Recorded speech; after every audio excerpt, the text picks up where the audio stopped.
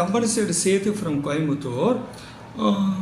Sales tax authority, state tax department அதிகாரிகள் tax evasion revenue leakageக்காக ரோட்டில் நின்று வண்டியை பிடிப்பாங்க. வண்டி ரோட்டில் மூவ் ஆகிட்டுருக்கும்.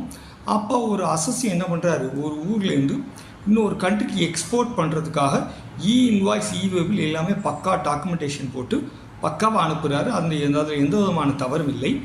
அங்கே ஒரு அதிகாரிகள் ஒரு ஊரில் பிடிச்சி அந்த வண்டியை நிப்பாட்டி இதில் எல்யூடி நம்பர் இன்வாய்ஸில் போடலை, நீங்கள் 200% 17 லட்ச ரூபா பணம் கட்டணும்னு சொல்கிறாங்க. ஆக்சுவலாக எல்யூடி நம்பர் போட்டிருக்காரு, கடைசி 2 டிஜிட் மட்டும் அதில் பிஓ ஹைட் ஆகிருக்கு ஏதோ டெக்னிக்கல் இஷ்யூனால. பட் இன்வாய்ஸ் இவேபிள் எல்லாமே பர்ஃபெக்டாக இருக்குது. அப்புறம் அதிகாரிகள் அந்த அசசிக்கு ஃபோன் பண்ணி பேசுகிறாங்க. அசசியும் அவரும் வெகு தொலைவில் இருக்காங்க. அவர் உடனே கொண்டு போய் கொடுக்க முடியல. அவங்களுடைய டிரைவர் நம்பருக்கு அந்த எல்யூடி நம்பரை வாட்ஸ்அப் அனுப்புகிறாங்க. டிரைவர் கொண்டே காமிச்சாலும் கன்வின்ஸ் ஆகலை.